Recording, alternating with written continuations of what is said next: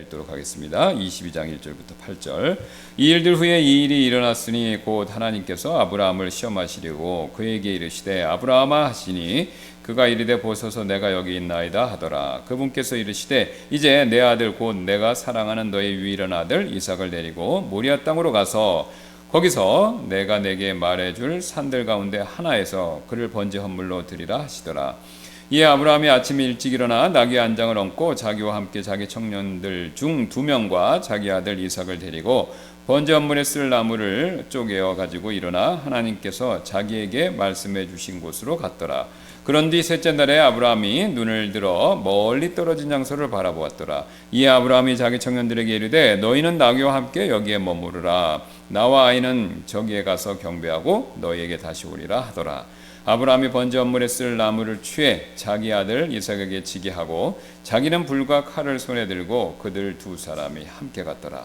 이삭이 자기 아버지 아브라함에게 말하여 이르되 내 아버지여 하니 그가 이르되 내 아들아 내가 여기 있노라 하더라. 이에 그가 이르되 불과 나무를 보소서. 그러나 번제 헌물로 드릴 어린 양은 어디 있나이까 하더라. 아브라함이 이르되 내 아들아 하나님께서 친히 번제 헌물을 위한 어린 양을 예배하시리라 하고 그렇게 그 두 사람이 함께 갔더라. 자, 우리 잘 아시는 것처럼 이제 하나님께서 그 유명한 이삭을 희생물로 바치라고 명령하신 시험이죠. 이게 아브라함 인생에 있어서 최대 위기이자 신앙적으로는 최대 도전이다. 그 다음에 또 그의 신앙이 또 어떤 면에 있어서는 그의 최대의 믿음의 승리의 사건입니다. 너무너무 중요한 이 사건이죠. 지난 시간까지 살펴봤던 것처럼 이제 약속의 자녀 이삭이 드디어 태어났습니다. 그래서 뭐 잔치를 벌이고 너무너무 가족이 좋았죠. 게다가 집안에 항상 문제의 소지가 있었던 하갈과 이스마엘의 문제도 해결됐습니다. 그래서 아브라함이 하나님께 뜻을 구하고 하나님의 방법을 구했을 때 하나님께서 역사해 주시고 도와주셔서 굉장히 화평하게 평화롭게 마무리가 된 것이죠. 그래서 이 하갈과 이스마엘이 자연스럽게 떠났고 그래서 그 뒤로는 굉장히 아브라함의 집에는 집안에 축복이 넘쳤겠죠. 그러나 이삭은 또 잘 자라고 또 아브라함은 그 하나님 주시는 건강과 또 그 아들과 비록 뭐 거의 손자보다도 더 어리죠. 그 손자뻘에 해당하는 아들하고 너무너무 좋은 시간을 가졌을 것입니다. 자, 근데 이렇게 좋은 시간을 가지고 또 아브라함은 얼마나 하나님께 감사했겠습니까? 우리가 보통 제가 보니까요, 저 자신도 포함해서 이게 사람이 이상하더라고요. 이게 복을 받고 하나님이 좋은 걸 주시면요, 일단은 하나님하고 관계가 좋아요. 그렇죠? 그런데 어려움이 오면 힘든 경우가 태반이에요. 그렇죠? 여러분도 그러시죠? 막 자식이 잘 되고 건강하고 막 기도했는데 응답받고 그러면 하나님에 대한 마음이 뜨거워지죠. 평균적으로 그렇습니다. 물론 뒤에 이제 또 식어지고 이게 교만해지기도 하고 뭐 이제 여러 가지 또 부작용도 나오지만 처음에는 하나님께 오히려 더 마음이 향합니다. 반대로 이제 어려움이 오면 반대죠. 처음에 어려움이 오면 굉장히 하나님에 대한 의심, 또 신앙적인 낙담 이런 게 빠집니다. 물론 또 시간이 지나면 반대로 그걸 극복하면 영적인 축복이 되죠. 자, 어쨌든 어려움이 오면은 처음엔 힘듭니다. 또 복이 오면요 기쁘고 즐겁죠. 그러니까 아브라함이 지금 그런 상태였는데 하나님께서 비장의 카드를 준비해 두신 거죠. 아브라함 인생의 최대 시험 바로 이삭을 바쳐라. 근데 이삭을 바치라고 할 때 뭐라고 그러시냐면요, 너의 유일한 아들. 그리고 그 앞에가 더 의미심장합니다. 내가 사랑하는 너의 유일한 아들.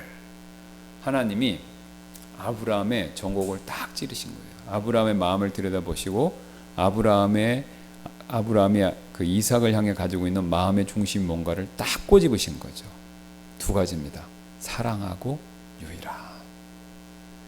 여기서 사랑하는 아들이다라고 말씀하셨을 때는요, 뭘 물어보신 겁니까? 이삭이 너의 우상이냐 아니냐 이거 물어보신 거죠. 자, 신구약 동일하죠. 누구를 제일 사랑해야 됩니까? 하나님. 그렇죠? 하나님 사랑해야 돼요. 그러면 하나님하고 이삭하고 아브라함아 누구를 더 사랑하느냐 이거죠. 하나님 이걸 물으시는 거예요. 물으시는 겁니다. 사실 우리 인간은요 굉장히 저를 포함해 다 마찬가지입니다. 어리석은 존재예요. 왜 어리석습니까? 하나님이 이 세상을 만드시고 하나님이 좋은 걸 주시고 하나님이 우리의 생명을 유지시켜 주세요.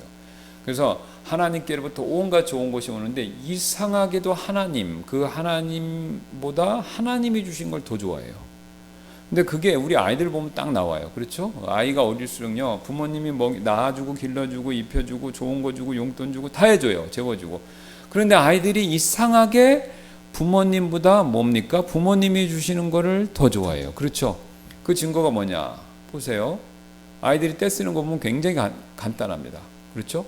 뭘 달라, 뭘 안 하겠다 이거예요. 그렇죠? 아이스크림 먹겠다고 울어요. 그럼 아이스크림 누가 주는 겁니까?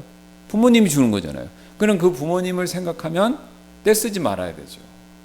그런데 부모님을 생각하는 게 아니라 그 순간만큼은 뭘 생각하는 거예요? 아이스크림이 최고인 거예요. 아이스크림만 보이고 마음에 아이스크림에 대한 사랑만 가득한 겁니다. 그렇죠? 요즘 애들은 또 게임 여러 가지 있습니다. 그러니까 그것만 가득한 거예요. 그러니까 그 순간만큼은 아무것도 안 보이는 거예요. 왜? 그거에 대한 사랑이 꽉 차 있어서. 근데 우리와 하나님 관계도 마찬가지입니다. 그러니까 우리가 좋아하는 게 있어요.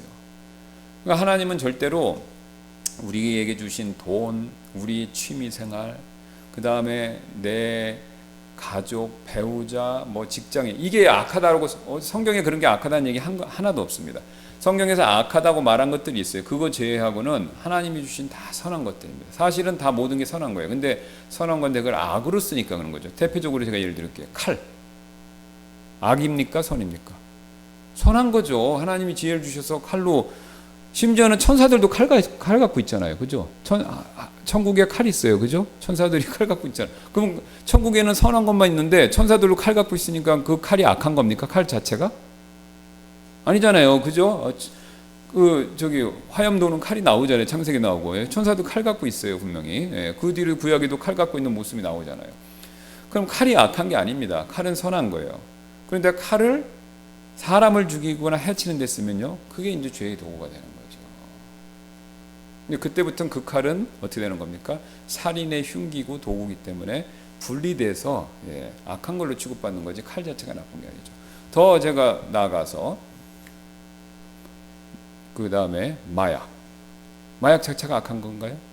자, 마약 중에서 제일 순수하고 쳐주는 게 비싼 게 뭐냐면 코카인이에요. 코카인. 화학물질로 만든 거 말고 인위적인 거 말고 자연물에서 나오는 게 코카인. 코카인은 그 코카잎에서 나온 거 다 아시죠? 코카인 마약이 제일 비싸잖아요. 코카나무에서 나온 걸 정제한 거잖아요. 그러면 코카나무 누가 만드셨습니까? 하나님 만드셨죠. 그런데 하나님 만드셨는데 그 코카에 나오는 그 마약을 진통제로 쓰면은 아무 문제가 없는 거예요. 사실 여러분 병원에 가서만 아시겠지만 이게 진통제로 쓰는 건 다 마약입니다. 그렇죠? 이게 인류가 장수할 수 있는 여러 가지 이유가 있는데 항생제 발견, 그 다음에 그 두 번째가 뭐냐면 수술할 수 있어서 그렇대요. 근데 수술은 옛날부터 할 수 있었는데 왜 현대에만 수술이 발전할 수 있냐면 진통제 때문에 그렇다고 합니다. 이게 수술을 했는데 진통제가 없으면요 사람이 죽습니다. 그러니까 이게 진통제류는 마약에서 나온 거잖아요. 그러니까 그 아시는 것처럼 수술 받고 뭐 특히 암 환자분들 나중에 너무 고통스러우니까 그 진통제로 막 주는데 마약류 굉장히 센 거 주면 나중에 이제 중독까지 되는 경우도 있지 않습니까? 그러면 그게 마약 뭐 남용을 하려고 한 게 아니라 건강을 위해 쓰는 게 맞죠. 그러니까 마약류도 그거 자체는 악한 게 아닙니다. 하나님께서 어떻게 하신 거예요? 그걸 선하게 쓰도록 주셨는데 우리가 남용하니까 하는 거죠. 그러면 또 한 번 질문. 이거 굉장히 도전적인데 알코올. 제가 술이라고 안 그랬어요? 알코올 선한 겁니까? 악한 겁니까? 그렇죠. 알코올 어떻게 생겼어요? 자연 상태에서 많은 거예요. 여러분 포도나 특히 포도 같은 거 이게 술을 어떻게 인간이 했냐 그거 추적해 보면 재밌어요. 이게 포도 같은 게 있잖아요. 포도가 땅에 떨어지거나 열매 그대로 오면 거기서 발효가 돼요. 거기서 자연스럽게 알코올 성분이 나오는 거예요. 그러면 그 발효 과정에서 알코올이 나왔으니까 이거는 하나님이 허락하신 겁니다. 그러면 알코올이 그 자체가 악이냐? 아니죠. 고대 사람들은요 알코올을 소독용으로 썼어요. 그 다음에 중동 지방, 근동 지방에선 물이 석회수라 그냥 먹으면 배탈입니다, 무조건. 그러니까 알코올 성분을 쓰려고, 술을 마시려는 목적이 아니라 알코올 성분을 쓰려고 타서 희석해서 마신 거예요. 예, 희석해서 일종의 그 소독한 그런 음료로 마신 거예요. 예. 그러니까 알코올 자체가 죄냐, 악한 거냐가 아니라는 거죠. 그거를 이제 그러면 이제 지금 술은 왜 문제입니까? 그거를 취할 목적으로 만든 거예요. 지금 술집 가 있는 사람한테 물어보세요. 이거 음료수로 마시는 분이 있어요? 그러면 아무도 없어요. 100% 뭐 하려고 먹는 거예요? 취하려고 먹는 거죠. 취하려고. 그러니까 지금은요, 우리가 한국 같은 나라에는 물에다가 알코올 탈 필요가 없어요. 우리나라 금수강산 물이 너무 좋은 거예요. 그러니까 그거 할 필요가 없는 거예요. 그러니까 뭐 우리가 그 물을 깨끗하게 하기 위해서 그 알코올 탄다, 이거 말이 안 되는 겁니다. 그러나 성경 시대 사람들은요, 물이 그 지역은 안 좋았기 때문에 타서 먹을 수밖에 없는 거예요. 예. 그래서 왜 근본역이 우리 보시면 포도즙 나온 게 바로 그 이유 때문에 그래요. 이게 포도주로 하면 안 맞아요. 이게 포도주로 하면은 다 술이 아닙니다. 그럼 포도 주스 있죠. 예. 포도 음료로 해도 또 다 안 맞아요. 예. 포도 음료로 해도, 그러니까 지금 우리는 지금 포도 음료로 돼 있죠. 참 포도 음료. 예. 그러니까 이게 그러니까 포도 주스냐, 아니면 포도주냐 한쪽으로 넣으면 다 안 맞아요. 예. 그러니까 그냥 내추럴하게 하기 위해서, 중립적으로 하기 위해서 우리가 포도 음료라고 했죠. 포도 음료. 예. 포도 음료 맞죠? 예. 제가 헷갈리는데. 예. 한번 찾아보겠습니다. 포도.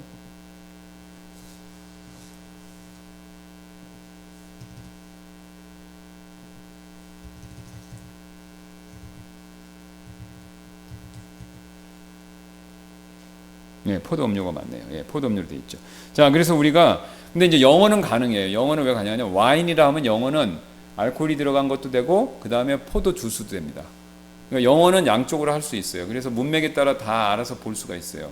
근데 우리나라 말은 포도주냐 포도주스냐 하나밖에 안 되니까, 그래서 우리가 그걸 살리려고 일부러 포도 음료라고 한 겁니다. 그런데 이걸 잘 모르시는 분들이 무슨 뭐 이게 뭐 술을 권한다는 둥 막 이렇게 해서 말씀하시는데, 그거는 사실이 아니고요. 영어식을 원리를 따라가려고 와인이란 걸 그대로 직역하다 보니까 포도 음료가 된 겁니다. 예. 자, 그래서 그거 외에도 우리가 뭐 여러 가지 총도 마찬가지고 다 마찬가지입니다. 그러니까 하나님은 다 좋은 거 주신 거예요. 그러면 하나님이 아브라함에게 이삭이라는 귀한 자녀를 주셨잖아요. 선하고 좋은 거죠. 얼마나 기적같이 주셨으니까 귀한 존재입니까? 그런데 그 귀한 존재인 이삭을요, 하나님보다 더 사랑하면 그게 문제인 겁니다. 그게 문제인 거예요. 그게 문제인 겁니다. 그래서 하나님이 그걸 알아보시려고 내가 사랑하는 너의 유일한 아들 이삭을 바치라, 그렇게 말씀하신 거죠. 자, 여기서 이 명령이 참 황당무계하죠. 예. 왜냐하면 여러분 일단 첫 번째 보세요.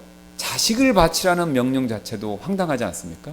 예, 이게 뭐 그 당시 가나안 사람들은 이제 그 레위기나 이런 데 보시면요, 하나님께서 그 엄청나게 금하시는 내용이 뭐냐면 자기의 자녀들을 몰렉에게 드리는데 불 가운데 드리는, 그게 뭐냐면 아기들을요 그 몰렉 신에게 불에 던져갖고 바치는 그런 가나안 종족의 나쁜 악습이 있었습니다. 그러니까 하나님은 절대로 인신 제물을 허락 안 하세요. 금지하시고 그렇게 한 자를 죽이라고 그러셨잖아요.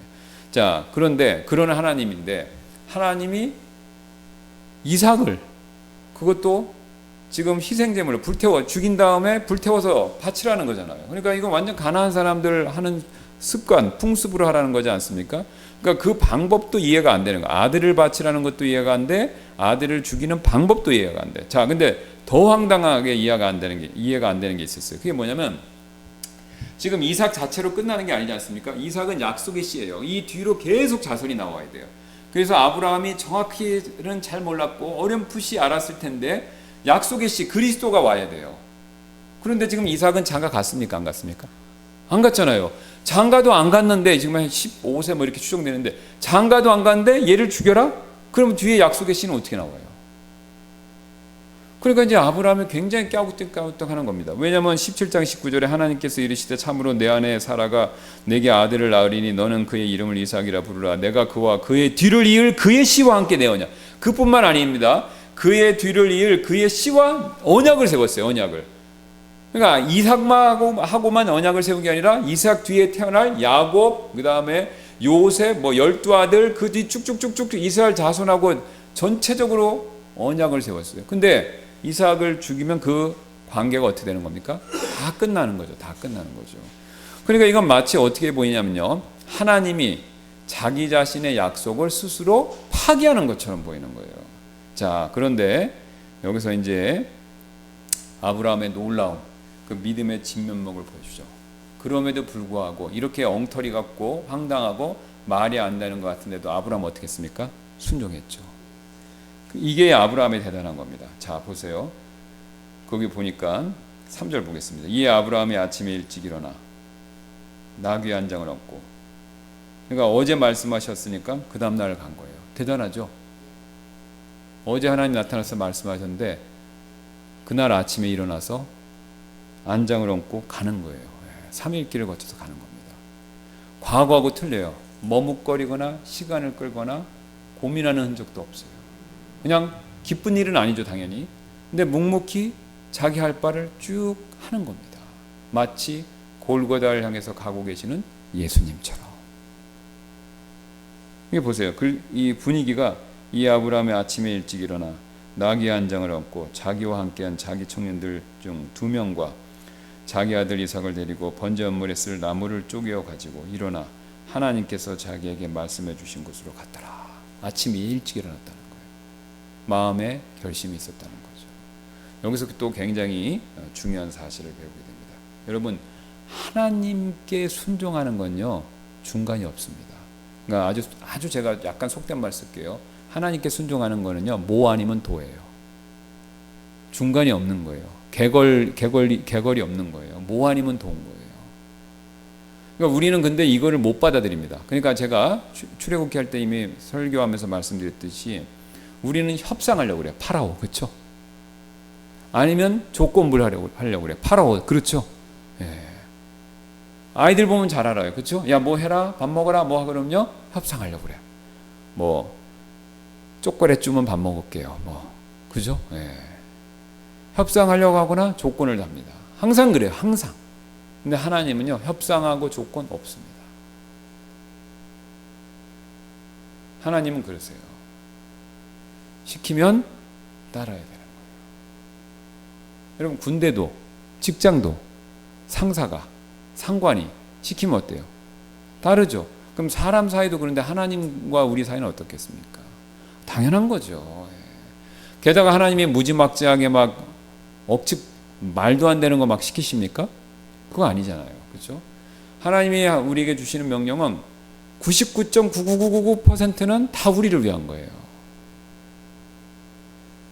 부모님이, 정상적인 부모님이 자녀한테 시키는 명령은 99.99%는요 다 뭡니까? 자녀 위한 거예요. 공부해라, 밥 먹어라, 일찍 일어나라, 그죠? TV 그만 봐라, 핸드폰 조금만 봐라. 다 누구를 위한 겁니까? 자녀 위한 거죠. 그러니까 순종에는요 중간이 없는 거예요. 그러니까 하나님이 그걸 보시는 거예요. 그러니까 왜 아브라함이 훌륭하냐?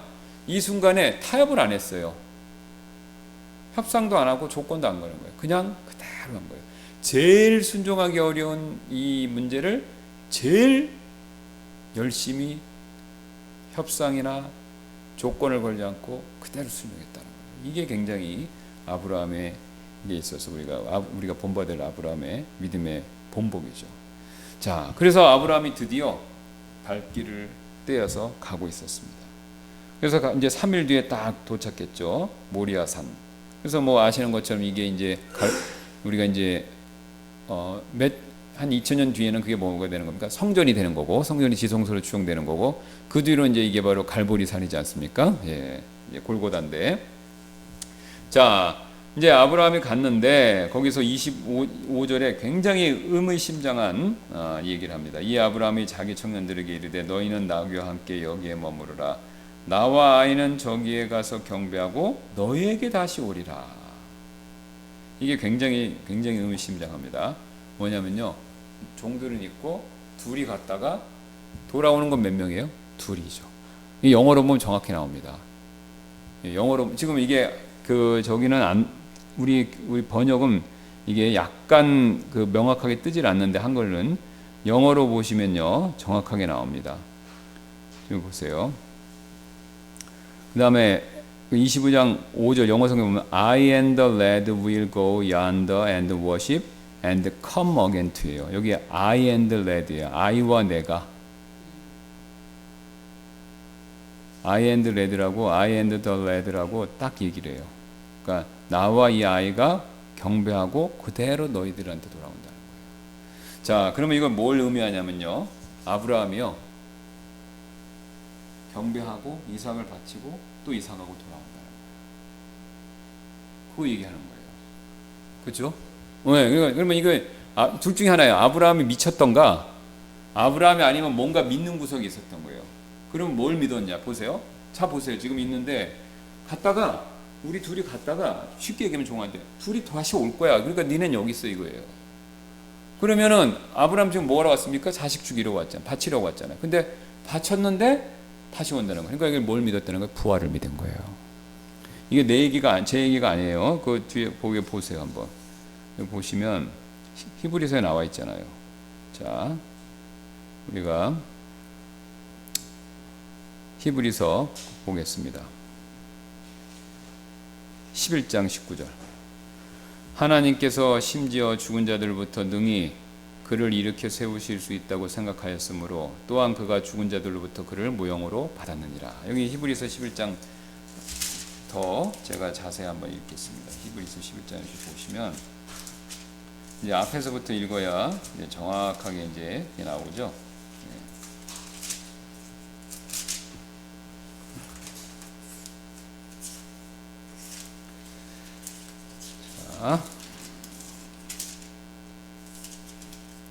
자, 17절부터 읽을게요. 믿음으로 아브라함은 시험을 받을 때 이삭을 드렸으니 곧 약속들을 받은 그가 자기의 독생자를 드렸고 그 아들에 관하여는 그분께서 이르시기를 이삭 안에서 내 씨가 부름을 받으리라 하셨으므로 19절 보세요. 하나님께서 심지어 죽은 자들부터 능히 그를 일으켜 세우실 수 있다고 생각하였으므로 또한 그가 죽은 자들부터 그를 모형으로 받았느니라. 일으킬 수 있다고 그랬죠. 자, 그럼 이게 뭐냐면 저를 봐주시면 감사하겠습니다. 이거 굉장히 중요합니다. 자, 아브라함이 가는 3일 동안 갔을 때 일단 아브라함이 처음에 아침에 일찍 떠난 거 보면 일단 무조건 순종은 맞아요. 근데 3일 동안 가면서 아브라함이 생각을 한 거예요. 지금까지 하나님에 대해서 알았던 거, 하나님의 약속을 놓고 생각을 해본 거예요. 자, 아브라함에겐 지금 두 가지가 확실해요. 하나님에서 아브라함은 딴 건 모르겠고 우리보다 모르는 게 더 많죠. 아브라함이 하나님을 경험해 보니까 하나님에서는 딱 두 가지는 확실히 알겠다는 거예요. 목에 칼이 들어와도 이건 부정할 수 없는 걸 알겠다는 거예요. 첫째, 하나님 약속 지키신다. 어떻게 알았죠? 기적적으로 태어났잖아요. 두 번째, 하나님은 어려운 일이 없다. 어떻게 알죠? 기적적으로 태어났잖아요. 그러니까 이삭을 보면 딱 두 가지 알아요. 약속 지킨다 하나님은, 그 다음에 어려운 일이 없다. 자, 그런데 약속 지키고 어려운 일이 없는데 이분이 지금 약속을 깨는 얘기를 하는 거예요. 나보고 죽이라는 거예요. 그러면 죽이면 약속이 끝나는 거예요. 자, 그러면 보세요. 근데 가만히 보니까 하나님은 충돌이 될 수가 없어. 그럼 하나님이 약속을 이렇게 해놓고 자기가 깨? 이거는 말이 안 되는 거죠. 그러니까 보세요. 하나님이 이삭을 약속으로 줬는데 자기가 이걸 죽이라고 그랬죠. 그러면 자기가 이걸 죽이면 그 다음에 내리는 결론은 뭐냐면 하나님이 이삭을 살려주면 돼요. 근데 살려줄 때 우리는 못하잖아요.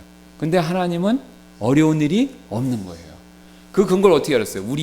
내 이삭을 없는 데 가운데 받았잖아요. 그러니까 없는 무에서 유를 받았으니 이의 자식을 내가 죽인다 한들 하나님이 이 자식을 능히 살리시겠다. 그러니까 내가 죽이고 하나님이 살려주면 약속은 그대로 이어지는구나. 아브라함이 그걸 깨달은 거예요. 3일 동안 여정을 통해서. 그러니까 처음에는 믿습니다로 간 거예요. 순종해야지. 그러면서 고민하고 기도했던 거예요. 왜 하나님이 이걸 하시라고 했을까? 물론 내가 하나님보다 이삭을 더 사랑하니까 그렇겠지. 그렇게 생각도 했겠죠. 또 여러 생각이 있었을 거예요. 그런데도 답이 이 마음이 후련하지 않은 거예요. 도대체 왜 하나님일까? 이 가난한 사람들이나 하는 걸로 왜 이렇게 죽이라고 그럴까? 그러니까 아브라함이 고민을 하다가 하나님이 지혜를 주신 거예요. 내가 죽이면 하나님이 살려주시면 그러면은 이 모든 문제가 해결되는구나.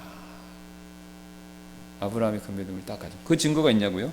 히브리서가 직접적으로 얘기하고 행동이 또 보여줘요. 자, 행동 보세요. 그래서 자, 이제 6절 보겠습니다. 6절. 아브라함이 번제 헌물에 쓸 나무를 취해 자기 아들 이삭에게 지게 하고 자기는 불과 칼을 손에 들고 그들 두 사람이 함께 갔더라. 이제 이삭이 물어봐요. 분위기가 이제 이삭이 바보가 아니지 않습니까? 분위기가 왠지 싸한 거예요. 그죠? 예. 아니 이게 희생제물을 가는데 딴 건 다 있는데 희생물이 안 보이는 거야. 그러니까 이제 원래 이제 이게 그 사람이 좀 그 본성이 있지 않습니까? 남이 누구를 위협하려고 그러면 자기를 죽이려고 그러면 살기 이런 걸 느끼는 거잖아요. 그러면 아브라함이 뭐 이삭을 지금 죽이려고 살기를 갖고 있는 건 아니지만 아브라함의 마음은 단호한 건 맞습니다. 진짜 이삭을 죽일 생각을 한 거예요, 그건.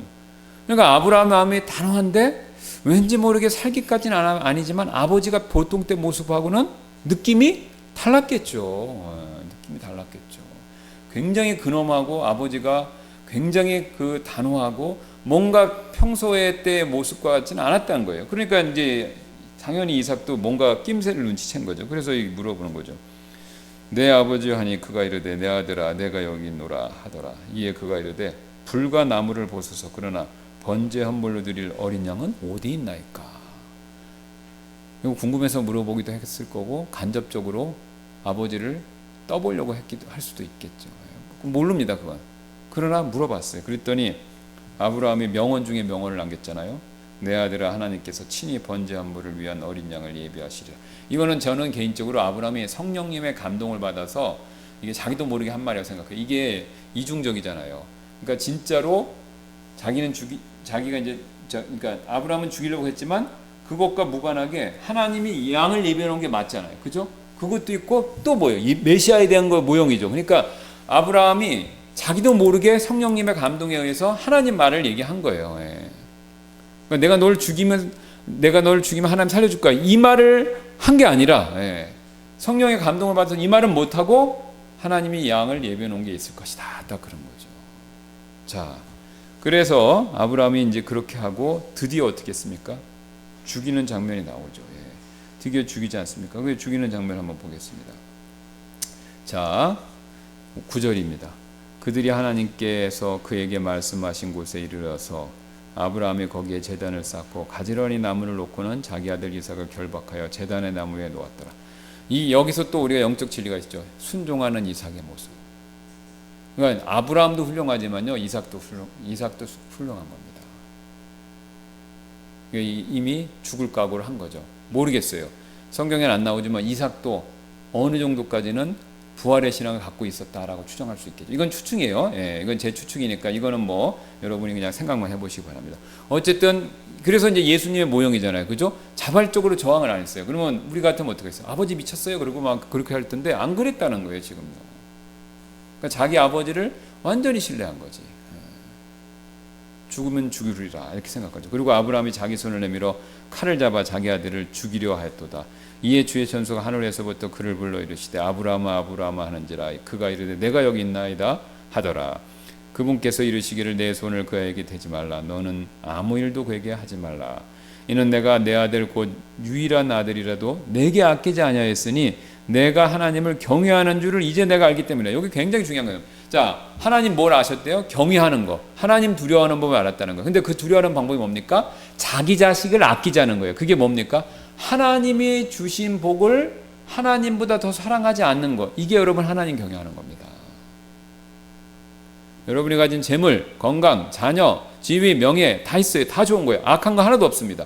다 하나님의 선물이에요. 위로부터 나는 거. 사탄이 줬습니까? 내 노력 100%로 얻어냈습니까? 아니죠. 하나님이 섭리적으로 또 다 주신 거예요. 나쁜 것도 아니고 그 다음에 악한 것도 아니고 사탄이 준 것도 아니에요. 전부 다 좋은 거예요. 그런데 그걸 하나님보다 더 사랑하면 안 되고 그 더 사랑할 때 하나님은 어떻게 보시냐면요. 나를 경외하는 게 아니다. 이렇게 보시죠. 그러니까 하나님이 주신 것보다 더 사랑하고 존중할 때 그게 하나님 경외하는 거예요. 그러니까 아브라함이 이 일에 있어서는 굉장히 모범적이고 굉장히 높은 점수를 통과한 거죠. 그러니까 하나님이 친구라고 여겨주시는 겁니다. 그러니까 여러분 간단합니다. 우리 믿음이 아브라함처럼 인정받는 믿음 되려면요. 하나님보다 다른 거 더 사랑하시면 안 돼요. 그 필요 없고 버리고 나는 하나님만 사랑할래. 그래서 산속에 갈래. 이렇게 하시라는 거 아니에요. 하나님께 주신 거 감사하고 누리시되 하나님보다 더 사랑하지 않으려고 애쓰시고 그러면 여러분이 그렇게 애쓰시면요 하나님 테스트하실 때가 있어요. 아브라함처럼 이렇게 바쳐봐라. 그 재물이 될 수 있죠, 그죠? 그죠? 네. 또 자식 문제가 될 수 있어요. 자식을 뭐 죽이라는 게 아니에요, 그죠? 신앙이냐 자식에 대한 사랑이냐 이런 거 겨울질할 때가 있는 거예요. 특히 공부와 관계돼서, 그죠? 네. 수능 보는데 뭐 교회 가야 되냐 말아야 되냐 그러면 그죠? 네. 하나님께 예배가 우선이야. 그리고 이렇게 하는 부모님 있고, 아유 공부하고 예배 드리지. 뭐 이렇게 할 수도 있잖아요, 그죠? 예. 그렇다고 해서 뭐 공부하지 말아야 된다 이 뜻이 아닙니다. 우선순위에서 뭐냐 이거죠. 잘 생각해 보셔야 됩니다. 그때 우리가 우선순위를 아브라함처럼 잘하면요, 하나님 경외하는 게 되는 거고요. 그러면 하나님이 그걸 우리를 인정해 주신다는 거예요. 자, 그러면서 뭐라고 말씀하세요? 아들이라도 아끼지 아니하였으니 내가 하나님을 경외하는 줄을 내가 이제 알기 때문이라. 그 다음에 너는 아무 일도 그에게 하지 말라. 그 다음에 내가 알기 때문이라 이렇게 말씀하시죠. 하지 말라고 막으시고 알기 때문에. 그러면 제가 질문 드릴게요. 하나님은 사람의 마음 보시는 거 다 여러분 믿으시죠? 그러면 아브라함이 요거 시작해갖고 이렇게 3일 동안 할 때 마음의 변화, 심경의 변화 다 읽으셨을까요? 못 읽으셨을까요? 읽으셨죠. 그렇죠? 네. 아니 사라가 속으로 웃은 것도 하나님이 다 캐치해내셨는데 아브라함이 이렇게 고민하면서 가는 거 하나님 모르셨을까요? 아셨죠? 아셨어요. 그러니까 3일 뒤에 아브라함이 진짜 바치겠구나 알았어요. 그런데 하나님이 그럼 알았으니까 야 아브라함 중간에 나타나서 없었던 걸로 하자. 알았어. 네 마음 다 알아. 이렇게 하나님이 안 하신 거예요. 네. 끝까지 테스트를 이어가신 겁니다. 진짜 칼날이 이렇게 탁 찔리기 전까지 막은 거예요. 왜 그렇게 하셨을까요? 자, 여러 가지가 있죠. 믿음은요, 행함으로 이어져야 됩니다. 행함 없는 믿음은 죽은 믿음이 다 있죠. 그 다음에 또 이유가 있어요. 자, 보세요. 만약에 아브라함이 이렇게 가다가 하나님이 이제 알았어. 중간에 끝 없었던 걸로 하자. 그러면 아브라함 믿음의 본복이 될까요? 안 되죠. 이게 우리한테는 왜 다가오냐면 하나님은 다 아시니까 상관이 없는데 우리한테는 왜 다가오냐면 아브라함이 진짜 죽이려고 했으니까 성경에 기록된 걸 보고 아브라함이 진짜 그랬구나. 이걸 아니까 우리한테는 실감이 오는 거지. 중간에 하다가 성경에서 하나님이 아브라함에게 와서 그의 마음을 아셔서 멈추게 하셨더라. 그러면 굉장히 싱겁죠, 우리는요. 그러니까 이제 아브라함의 그 마음에 있는 믿음의 본보기를 모든 사람에게 주시기 위해서, 알려주시기 위해서 하나님이 끝까지 가신 거예요. 끝까지. 그러니까 우리도 마찬가지입니다. 우리 마음에 믿음이 있으면요, 행함을 통해서 입증되고요. 그 행함을 통해서 입증된 게 다른 사람들한테 선한 간증이 된다는 겁니다.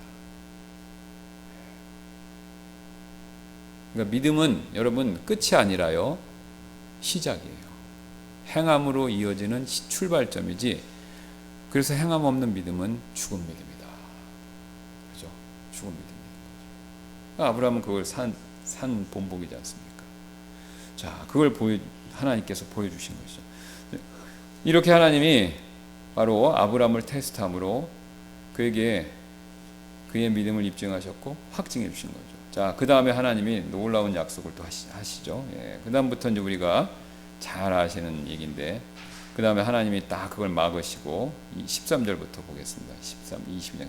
아브라함이 눈을 들어 살펴보니 보라, 뿔이 덤불에 걸린 수장 한 마리가 자기 뒤에 있더라. 아브라함이 가서 그 순양을 가져다가 자기 아들을 대신하여 그분께 번제 업무를 드렸다. 하나님이 예배 놓으신 거죠. 그게 자기가 했던 말이 그대로 된 거예요.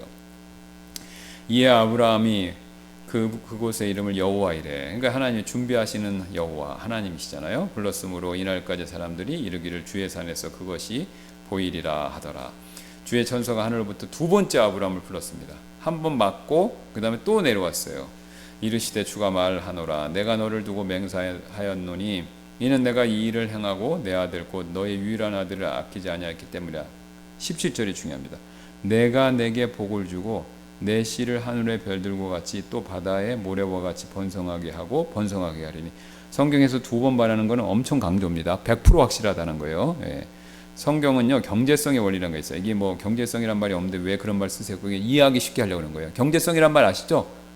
효율성. 그러니까 성경은 하나님이 하고 싶은 말이 무지하게 많은데 66군을 딱 정해졌기 때문에 될 수 있으면 간결하게 말씀하시는 거예요. 그런데도 하나님이 같은 말을 두 번 한 거는요, 엄청 강조한 거예요. 엄청 강조하는 거예요. 그래서 번성하고 여기는 하나님이 진짜 번성하게 하신다는 걸 강조하는 거예요. 그러니까 성경에서 같은 말 반복하면 지루하다 그렇게 생각하시면 안 되고요. 하나님이 지금 하이라이트로 이게 노란색 형광펜 칠한 거다 이렇게 생각하시면 됩니다. 내 씨가 자기 원수들의 문을 소유할 것이며. 자, 보세요. 아브라함이 하나님 주신 것보다 하나님을 더 사랑했잖아요. 믿음을 통과했잖아요. 그러니까 하나님 복을 더 주십니다. 어떻게 알죠? 욥. 믿음 통과하니까 자녀, 재산 200씩 받았잖아요. 그렇죠? 이건 뭘 의미하면요, 하나님은요 기본적으로 우리한테 복 주시기 원하는 거예요. 근데 하나님이 우리한테 복을 주시기 원하는데 하나님의 망설이시는 부분이 있는 거예요. 이게 뭐냐면 이거를 주면, 자, 복을 100을 주면요, 이 100 받은 100의 복을 가지고 우상 숭배할까 봐, 나보다 이 복을 더 사랑할까 봐 하나님이 망설이시는 거예요. 그러니까 하나님은 테스트하실 수밖에 없어요. 왜? 이거를 100을 줘도 이 복보다 복을 준 나를 더 사랑하기를 원하시는 거예요. 그렇게 되면 이제 하나님이 기쁘신 거예요. 그러니까 그 다음 뭘 주세요? 200을 주시는 거예요. 근데 200을 주고 나면 통과되면 또 300을 주시는 거예요. 자, 보세요. 아브라함은 계속 지금 부유함과 재산이 자식까지 포함해서 하나밖에 없지만 늘었습니까? 줄었습니까? 늘었죠? 왜 늘었죠? 아브라함의 믿음으로 통과한 거예요. 제가 지금 말씀드리는 복은 떼부자 된다 이거 아닙니다. 기복신앙 얘기하는 게 아니에요. 영적인 복을 포함해서 하나님은 더 우리에게 복을 주시는 거예요. 그러니까 궁극적으로 하나님 우리에게 좋은 걸 주시는데 우리가 그릇이 안 된 거예요. 왜? 뭐 때문에 그릇이 안 됐어요? 그 우상으로 삼으려고 하는 게 있으니까. 보세요. 아이들한테 지금 우리 10살 그 정도의 애들한테 10,000원 주는 때하고 10만 원 줄 때하고 100만 원 줄 때 틀리죠. 그렇죠? 10,000원 주면 적절할 텐데 이거 10만 원 주면요 우상돼요. 그렇죠? 그리고 어른들이 하는 말이 돈 맛을 애가 너무 어렸을 때부터 하면 안 된다. 그러니까 요즘에 제가 어떻게 기사를 보니까 초등학생들도 무슨 명품을 사준대 부모가. 그거 위험합니다. 왜 위험하죠? 그게 우상될 수 있는 거예요. 부모보다 다른 것보다 돈을 더 사랑하게 되는 거예요. 그 위험한 겁니다. 지혜가 있는 부모라면 그렇게 하면 안 돼요. 그걸 사주지 말라는 게 아니에요. 애가 그걸 받아들여서 소화할 수 있을 때 해줘야지. 그죠? 무슨 어른이 돼서 결혼할 때든가 꼭 필요할 때 있죠. 그럴 때 사줘야 되지. 초등학생인데 생일 때 무슨 그 명품 티셔츠 하나 몇백만 원, 몇십만 원짜리라는 거예요. 아이들 망치는 겁니다. 그러니까 하나님도 같은 방법 쓰시는 거예요. 그러니까 하나님의 손이 짧아서 우리를 구원 못하고 하나님의 능력이 짧아서 하나님이 우리에게 복을 이만큼만 주시는 게 아니라 우리가 받을 그릇이 충분하지 않는 겁니다. 우리가 우상으로만 안 삼으면요 하나님이 더 많이 주세요. 더 많이. 그건 교회도 마찬가지예요. 우리 교회도 잘 생각해 봐야 돼요. 우리 교회도 뭐가 우상이 있어서 우리 교회가 더 발전을 못하는지 잘 생각해 보셔야 돼요. 잘 생각해. 개인, 교회, 가정 똑같습니다.